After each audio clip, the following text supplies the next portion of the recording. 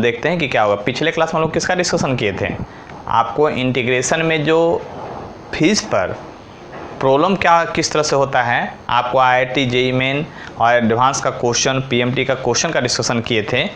तो आज हम लोग कुछ इंपॉर्टेंट फार्मूला पहले देखते हैं ऑन सम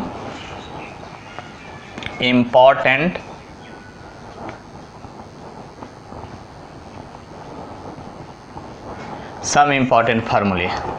देखिए पहला एक फार्मूला होता है यहाँ पर साइन का इंटीग्रेशन देखना है। Sine x into d x का इंटीग्रेशन होता है minus cos x plus c होता है। c को कहते हैं इंटीग्रेशन कांस्टेंट, इंटीग्रेशन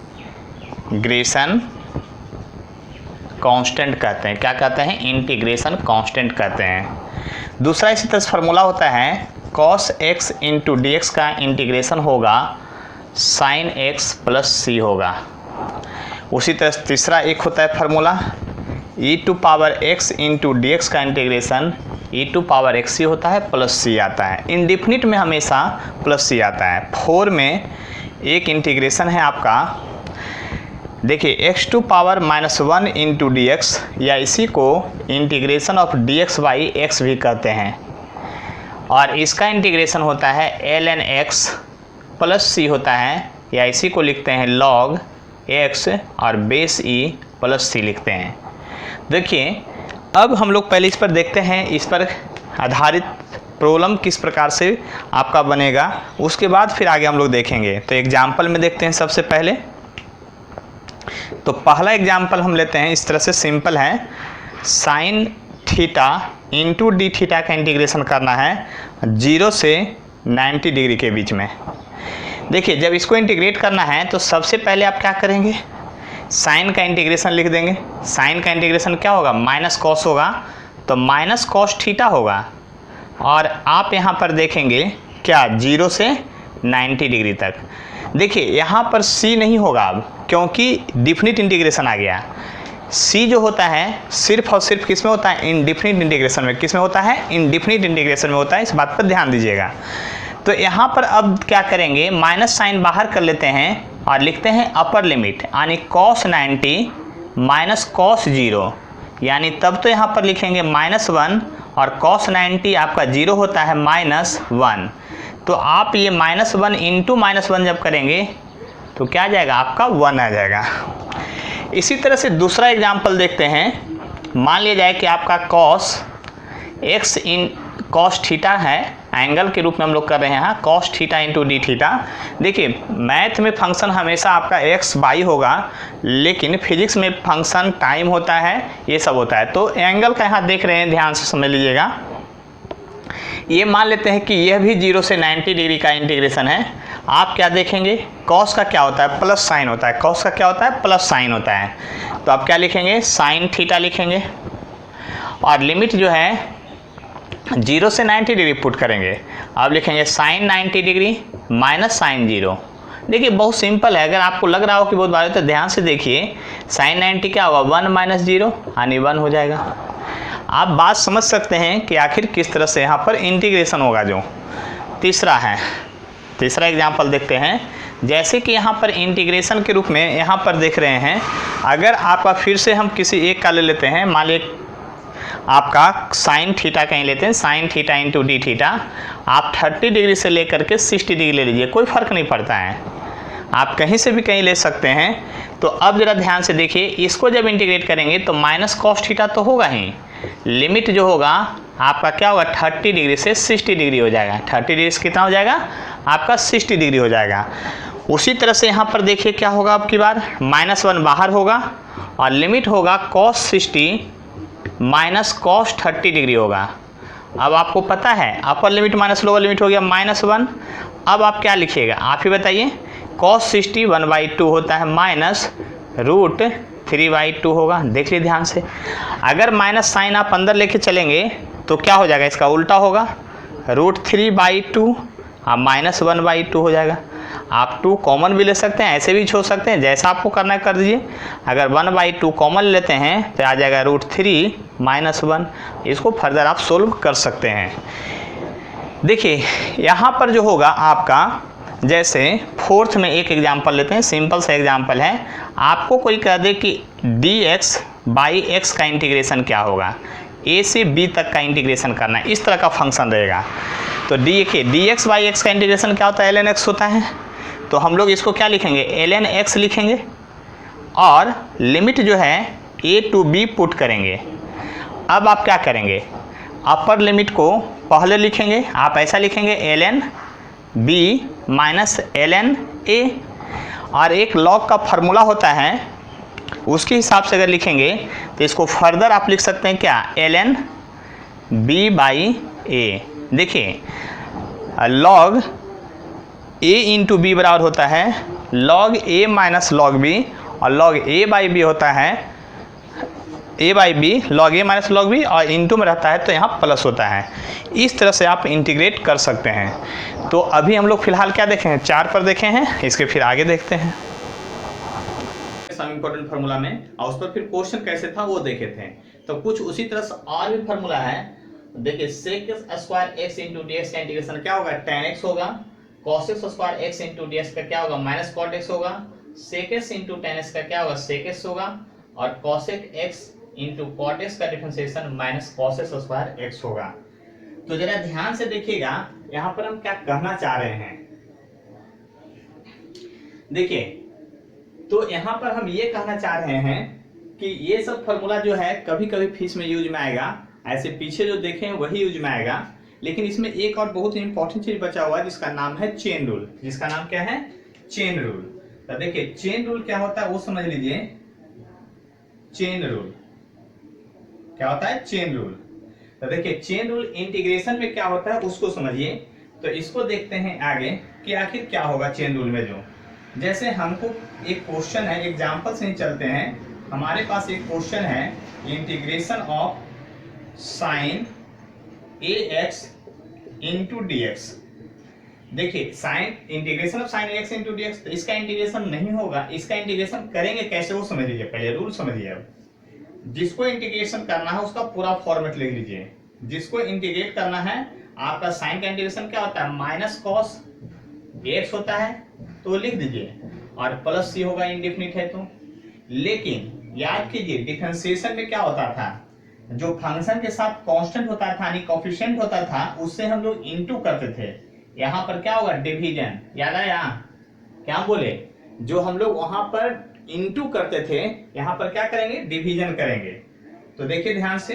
अब दूसरा उसी तरह से लेते हैं, आपको cos ax इंटू dx होगा, तब क्या कीजिएगा, cos का क्या होता है, प्लस साइन होता है, तो साइन ax होगा और प्लस सी होगा, लेकिन यहाँ पर कोएफिशिएंट क्या है a, उससे क्या होगा, डिवाइड होगा। उसी तरह से तीसरा नंबर क्वेश्चन में आते हैं। यदि e टू पावर ax है इंटू dx है, तो देखिए e टू पावर x का इंटीग्रेशन वही हो जाता है जो पहले से रहता है, e टू पावर ax हो जाएगा और प्लस क्या हो जाएगा, c हो जाएगा, और डिवाइडेड बाई क्या हो जाएगा, a हो जाएगा। तो बात को समझने की कोशिश कीजिए कि इंटीग्रेशन में कैसे करेंगे चेन रूल का इंटीग्रेशन। और आगे देखिए फोर्थ नंबर में देखते हैं कि क्या होगा आखिर। उसी तरह से आपका क्या है, मान लीजिए e to power minus alpha x into dx रहे।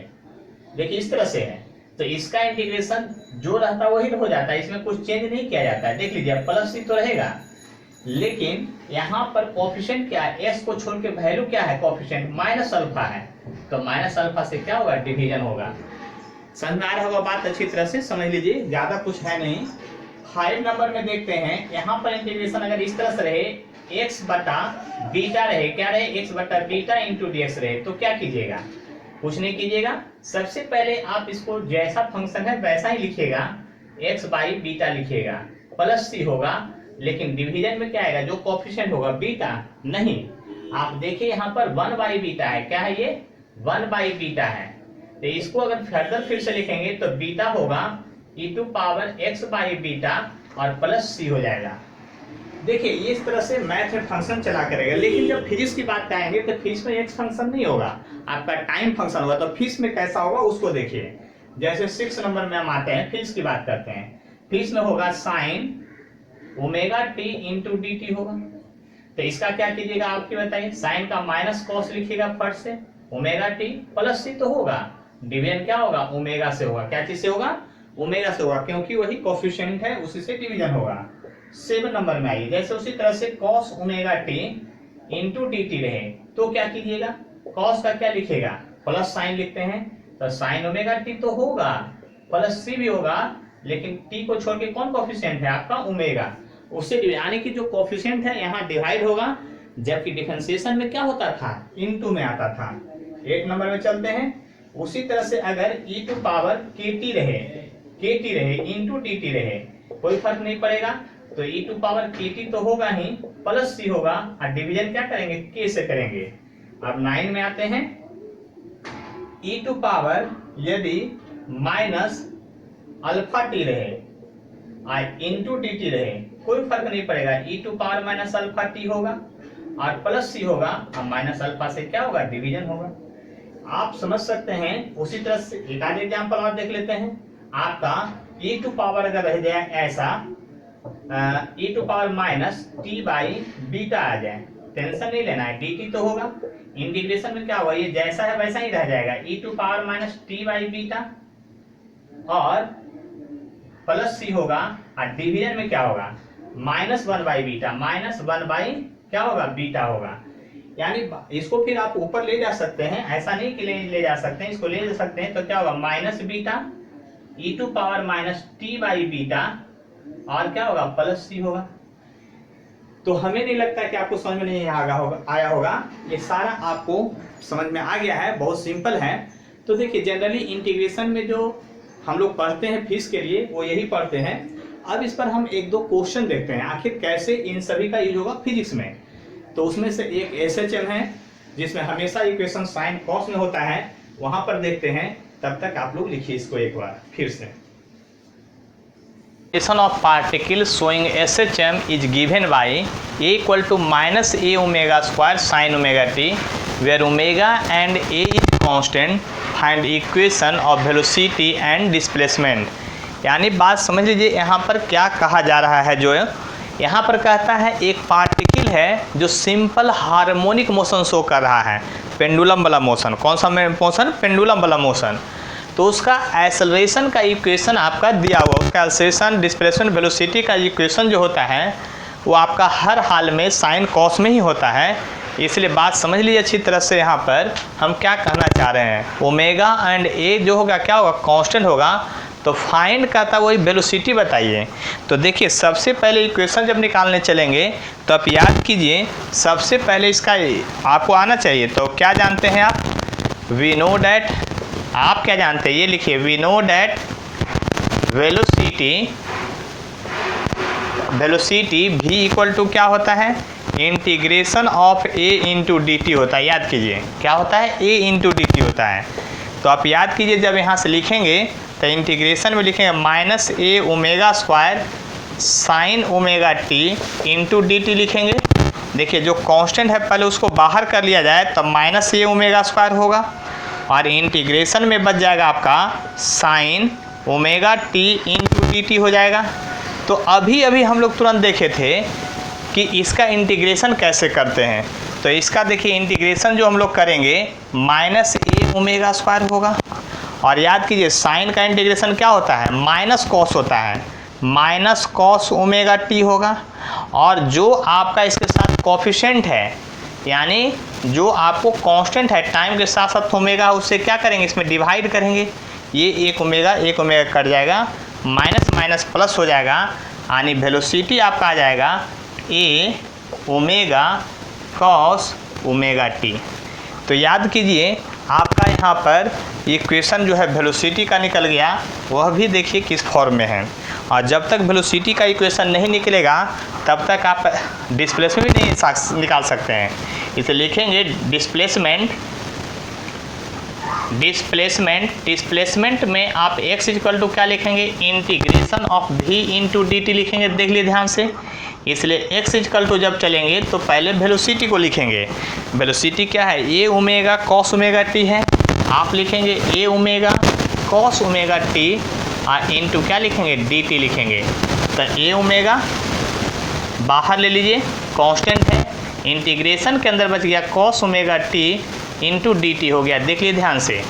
अब आप क्या कीजिएगा, इसका इंटीग्रेशन आप जानते हैं, क्या लिखिएगा ए ओमेगा, इसका इंटीग्रेशन क्या होता है इंटू साइन होता है, प्लस में होता है ओमेगा टी, और कॉफिशेंट क्या है ओमेगा है, उससे डिवाइड कीजिए, ये कैंसिल हो जाएगा, एक्स इक्वल टू हो जाएगा ए साइन ओमेगा टी।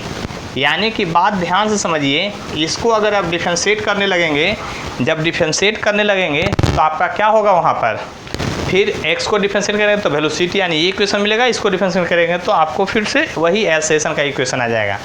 तो देख लीजिए बहुत सिंपल है, बहुत भारी नहीं है। बाकी हम लोग फिजिक्स में यूज के लिए इसको पढ़ रहे हैं, तो पूरा ऐसा थोड़ी पढ़ लेंगे पूरा मैथ का, यहाँ पर जो फिजिक्स में अप्लाइड है उसके लिए देखेंगे। तो इसके बाद एक एग्जाम्पल और देखते हैं। तब क्वेश्चन है आपका, the equation of acceleration of particle is given by a alpha square e to power minus alpha t, where a and alpha is constant, find equation of first में velocity and displacement of particle.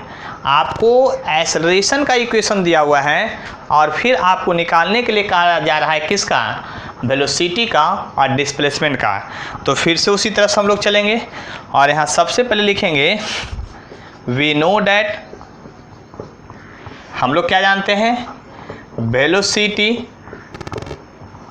v equal to क्या जानते हैं, integration of a into d t. देख लीजिए ध्यान से।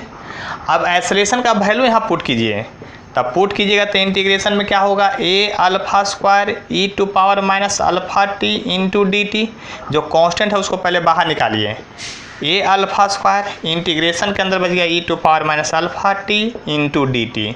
अब याद कीजिए इसका इंटीग्रेशन तो वही होता है क्या, जो पहले से रह जाता है, तो e to power minus alpha t ही होगा। लेकिन यहाँ कॉफिशेंट क्या है, माइनस अल्फा है, तो माइनस अल्फा से डिवाइड होगा, तो एक अल्फा से एक अल्फा कट जाएगा और माइनस साइन ऊपर चला जाएगा, तो आपका वेलोसिटी का इक्वेशन क्या आ जाएगा, आप देखिए जरा ध्यान से, माइनस ऊपर आ जाएगा तो हो जाएगा minus a alpha e to power minus alpha t हो जाएगा। देख लिए ध्यान से, देख लिए ध्यान से, यहाँ पर क्या हुआ, ज़्यादा कुछ नहीं हुआ, बहुत सिंपल है। अब उसी तरह से डिस्प्लेसमेंट इक्वल टू क्या होगा, डिस्प्लेसमेंट x इक्वल टू क्या होगा, integration of v into d t होगा, तो x इक्वल टू होगा integration of v into d t. तो वैल्यू फिर से पुट कीजिए, minus a alpha e to power minus alpha t into d t, जो कांस्टेंट है उसको पहले बाहर निकालिएगा, माइनस ए अल्फा, इंटीग्रेशन के अंदर बच गया e to power minus alpha t into d t. देख लीजिए ध्यान से। अब क्या कीजिएगा, इसका इंटीग्रेशन कीजिएगा, तो ये तो माइनस ए अल्फा है, इसका इंटीग्रेशन वही रह जाएगा माइनस अल्फा टी, लेकिन यहाँ कॉफिशेंट माइनस अल्फा उससे डिवाइड हो जाएगा, माइनस माइनस कट जाएगा, अल्फा अल्फा भी कट जाएगा, एक्स इसका लोग क्या जाएगा a e to power minus alpha t. यानी कि आप समझ सकते हैं कि यहाँ पर चेन रूल का यूज इंटीग्रेशन में किस प्रकार से करते हैं। ठीक है, देखिए डिफरेंशिएशन और इंटीग्रेशन यानी कैलकुलस का हम लोग फिजिक्स में जो अप्लाइड है उसका पूरा पार्ट पढ़ लिए हैं। इसमें एक पार्ट और बचा हुआ है, मैक्सिमा और मिनिमा। तो मैक्सिमा और मिनिमा हम बताएंगे जब ग्राफ बताएंगे उसमें, कि मैक्सिमा और मिनिमा का क्या यूज होता है। बिना ग्राफ बताए उसको नहीं बता सकते हैं, इसलिए हम वहीं पर उसको पढ़ाते हैं। तो इसको रिवीजन कीजिएगा और अगले क्लास में हम लोग ग्राफ ही देखेंगे, यानी ग्राफ फिजिक्स में यूज ग्राफ कैसे होता है उसको देखेंगे, कितने ग्राफ पर आपका फिजिक्स बेस्ड है उसको हम लोग जानने की कोशिश करेंगे। और तब तक आप लोग डिफरेंशिएशन और ये इसको क्या करेंगे, इंटीग्रेशन को अच्छे तरह से रिवीजन कर लेंगे, इसका यूज ग्राफ में भी करेंगे और फिर आगे पूरे फिजिक्स में भी होता रहेगा। ठीक है, तो अगले क्लास में फिर हम लोग मिलते हैं।